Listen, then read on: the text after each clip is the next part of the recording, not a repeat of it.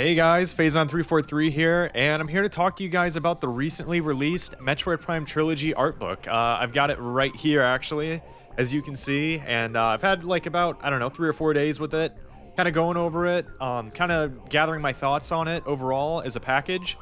And yeah, I just wanted to do like maybe like a little quick review and kind of go over one big problem I have with this art collection, which we'll get to at the end of the video because I want to talk about the positives and everything to this first. So yeah, let's get started. Just talk about this real quick. Yeah, so the Metroid Prime Trilogy art book, right?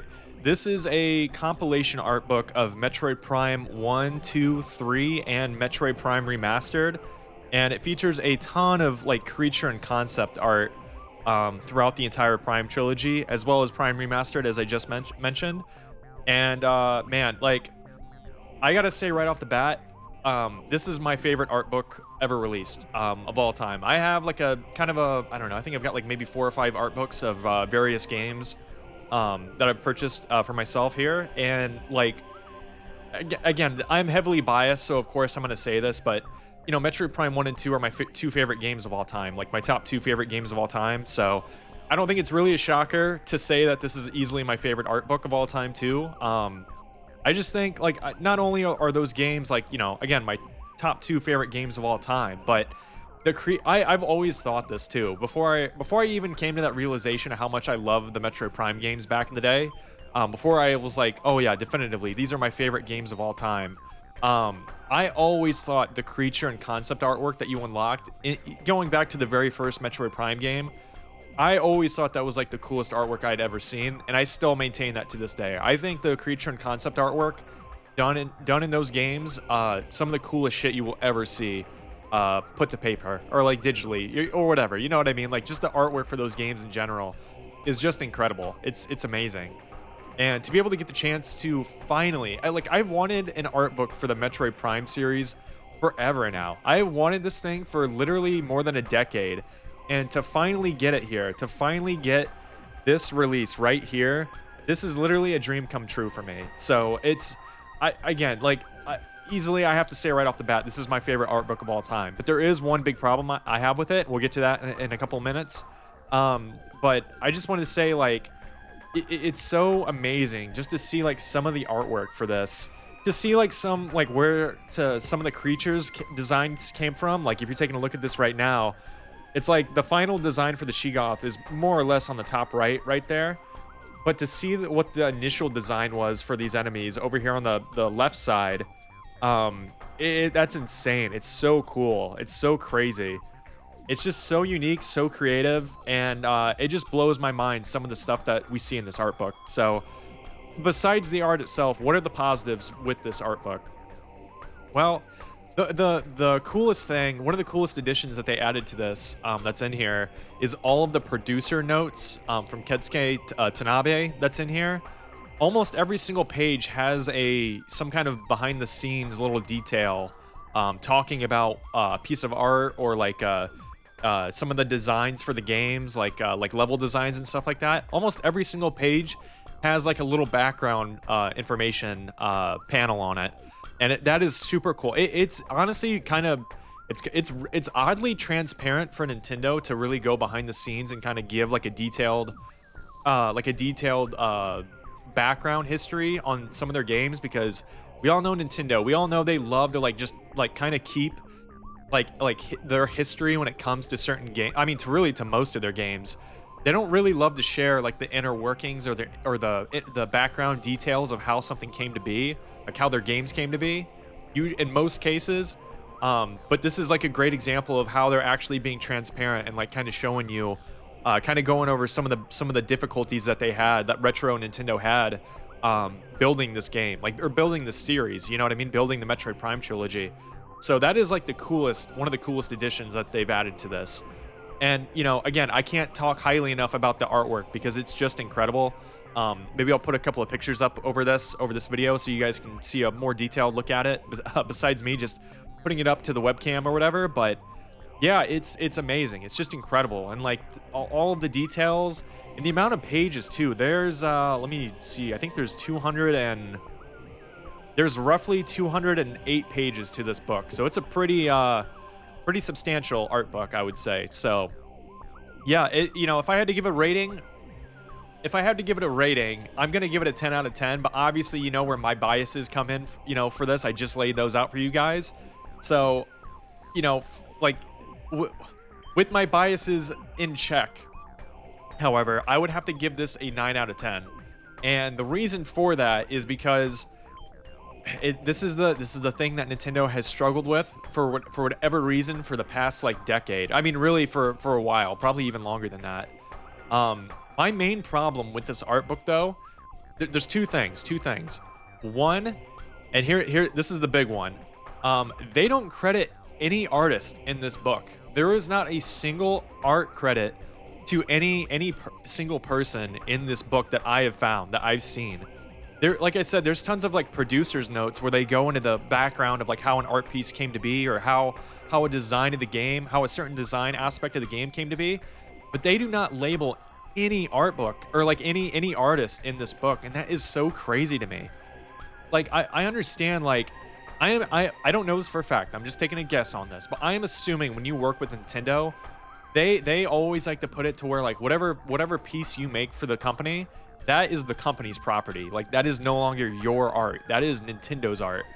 And that again, that's just a guess, but that is exactly what it feels like when you're going through this art book, because there is no credits for anybody, not on the pages themselves, and not in the back of the book either. There is, however, like on the very what is it, the very last page or second to last page? Let me check real quick. Yeah, and I'll put a picture up on screen so you guys can see it too. There is a credits page for the it's, you know, the people that the company that designed this actual art book is Piggyback, and I think they've worked with Nintendo before. They have a credits page on the very last page of this art book. You know, I'm looking at it right now, like the publisher, editor, project lead. They have a credits page for it. But there's one right below where their credits are. It just says Nintendo and Retro Studios, Metroid Prime Series Development Team, Nintendo and Retro Studios Metroid Prime Artbook Team. That is it. That is all the credit they are giving to artists. And like, it's so crazy to me. Like, it's just why is Nintendo so against just giving artists credit? I understand that most of these artists and people that worked on this art, they are no longer working for Nintendo. I fully understand that. I get that. But to not credit them and to release a product with their art in it and not credit them, you know, like, I mean, who only knows? Did the people in here get paid for this? I doubt it. Like, for every copy of this art book sold, are they getting any money from it? Probably not. I mean, again, I don't know. I'm throwing out a guess or whatever. I don't know, but it's so bizarre to me that even if you're not going to do that, it's like, at least just credit the people that made this art book possible. And again, I brought this up because Nintendo has just had trouble crediting people, not even for like, you know, external products like this, but, you know, even with their own games, even within the Metroid Prime series, like with the Metroid Prime Remastered, I'm sure most of you guys know, like, that controversy where they didn't even credit the original team. Like, there was, like, in the Metroid Prime Remaster credits, there was like a single dialogue box that just said, you know, thank you to the original Metroid Prime development team. But by name, they did not name anybody that worked on that original staff. And it's just so, dude, it's just like, Nintendo, get with the time. Like, not even get with the times, just be respectful for the people that worked on your products in the past, even if they don't work for you anymore. Like, I don't know. Maybe it's just one of those different work culture things between the West and, you know, Japan. But I don't, like, honestly, man, I don't care. It just seems so scummy to do that. Like, it just seems really disrespectful to the people that worked on your products and stuff, that worked on your games, worked on your art, like your art books, like the art that's featured in here. So it's very crazy. It's very bizarre. And that's my biggest issue with this art book. So, with that being said, I'm going to say this. In the description of this video that you guys are watching, I'm going to have a link down to the credits for all of the Metroid Prime games, as well as Metroid Prime Remastered. It's going to be a link to Moby Games, which has like a very detailed list of all the credits. And it's kind of cool on this website. You can actually click on people's names. Like, I'm looking at, you know, for example, like, who do I pick here? Um, I'm trying. I'm looking for one in particular. See if he's on here somewhere. Like Todd Keller. Like you click on Todd Keller's name in the credits for this, and you can see all the games that he's worked on, see where he's working on now, like see where he's working at now. And it's kind of cool just to like to click on like names and stuff that you recognize from the credits of these games and just see what they're doing now. I think it's super interesting. So I want to give credit to the artists and stuff of this art book, and all the people, even the art that's not featured in here. I want to give credit to the people that worked on the Metroid Prime trilogy, all of the artists. So I'm gonna include links down in the description to check out if you want to check out the credits. Check out see what those artists are working on, and I'm gonna special shout out to Andrew Jones. That man, look, that man has one of the coolest, to me. He designed the coolest creature and concept artwork for any game I've ever seen. And throwing out just the video game stuff aside, he has made some of the coolest like artwork I have ever seen, and it's all over this art book. And I love that guy's work. I've actually got a painting of his, or a poster of his actually hanging up in my living room. Like it's not Metroid related. It's off of his website because he's like an independent artist now, but. That man's work is incredible. That like it's some of the coolest shit you will ever see. So I'm gonna include a separate link to his website if you guys want to check out some stuff that he's working on. He's got a ton of cool stuff on his website, so I highly recommend you check him out as well. That guy is one of the coolest artists I've ever. His work is some of the coolest shit I've ever seen before. Like not even like throwing it out aside like video game related art, just artwork in general. He has some of the coolest shit. So go check that out too. So that is my big problem with the Metroid Prime Trilogy art book. It's amazing. The artwork is so cool. Some of the coolest stuff you will ever see, but it's just the lack of credits is the big thing. That's the number one biggest problem with it. But my second issue with this art book, it's kind of bizarre. So I understand this is, you can't fit everything into a single piece of art book. I understand that. I totally get it. Like I said, this is like a roughly 209 page art book. You're not going to be able to get all of the concept and creature artwork into a book that size. Like if you're into a reasonable size art book, you know what I mean? It's not reasonable to assume you're going to get every single piece thrown in there. And I totally get that. I totally understand that. But what I don't get is some of the absences, that are in this art book. It's very mind-boggling. So like, I think I can speak generally for most Metroid Prime fans. One of the coolest areas in the entire Metroid Prime series, Sanctuary Fortress, right? That's a lot of people's favorite area. That's a lot of people's favorite area from, not just Metroid Prime 2, but the entire Metroid Prime series. Certainly one of my favorite areas in the entire series. There is just no reference to, well, there is one little tab where Tanabe talks about it for a split second in there. But as far as like actual artwork or concept artwork for that area, there is nothing of Sanctuary Fortress in this art book. And it's like, what? Like one of the coolest areas like ever designed, like for any video game ever, let alone the Metroid series. Like there's just no artwork for it in this art book. And even some of the areas that are included in here, like Torvus Bog is also one of my favorite areas, like in the entire series as well. There's barely a page full of like very, very rough concept artwork for it. So I don't know if like if they lost some of the art for this, throughout the games, like maybe they've lost some of it, but I find that really hard to believe that they have so much artwork going back all the way to the original Metroid Prime game that they don't have, for example, any Sanctuary Fortress art. I just don't believe that. So I don't know why. And there's other like some creatures and areas that kind of have some absences in this art book, but that was the one that really stuck out to me, was the lack of any Sanctuary Fortress art, because that's one of the coolest design areas ever for any video game, like ever. And it makes its absence very, very it sticks out. So yeah, that's. And like I said, there's a couple other like creatures and area artwork that is also missing, but that was like the big one that stuck out to me. So those are my two big problems with this art book. One, it's the lack of credits for any artist on here, which is it's bizarre, but it kind of keeps up with Nintendo's, kind of horrible MO in my opinion. It's just not crediting people when they don't have to, which I think, again, I think it's just kind of scummy. I'm sorry. I just think it is.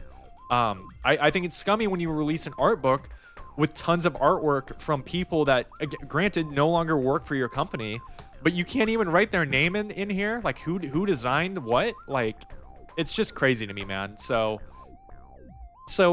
overall, like, again, those are my two biggest issues, like the lack of credits and some of the artwork that is just absent from this art book in general. It's very bizarre, very, very bizarre. So overall, what would I give like a final score to the Metroid Prime Trilogy art book right here, right?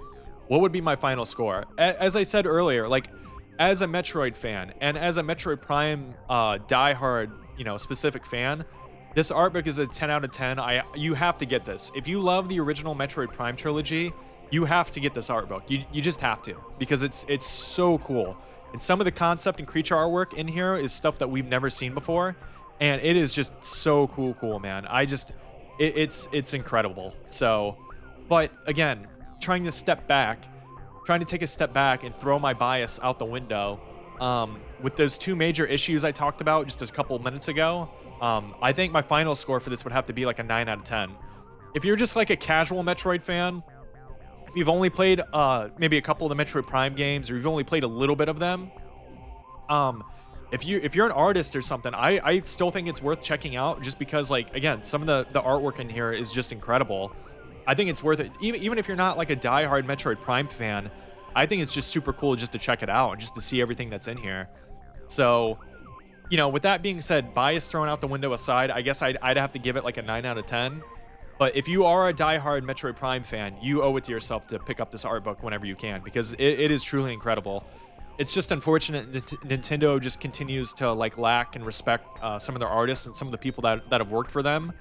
The people that made their games, these incredible iconic adventures that, Metroid Prime 4 wouldn't be here if it wasn't for the quality of Metroid Prime 1, 2, and 3. You know what I mean? Like, those people, put blood, sweat, and tears into those games. And if you know the background history of Metroid Prime 1 specifically, like all of the crazy crunch and stuff that those people had to go through to release that game, it's even more like kind of insulting that, they just aren't given like the proper credit. The artists just aren't given the proper credit for this release. So yeah, guys, I just wanted to make a quick video just kind of going over the art book and everything, just giving you guys my thoughts and opinions on it. Again, it's worth checking out. If you're a casual Metroid fan, I think it's worth picking up. And if you're a diehard Metroid fan, you have to pick it up. Like, I'm telling you, you have to pick it up. So again, even with those two major flaws aside, like, it's just such a cool art book. It's so cool seeing it. It's incredible. Some of the coolest art you'll ever see. So yeah, guys, again, I'm gonna leave a link or links down in the description below if you want to check out, see what those artists that worked on the Metroid Prime trilogy back in the day are up to now, as well as the Metroid Prime Remastered staff. If you want to check out and see what those guys are up to as well, check out those links down below. It's very, very cool, just to kind of see what they're doing right now. So yeah, guys, I think that's gonna be it for me. Take care, and I'll see you guys on the next one. Bye bye.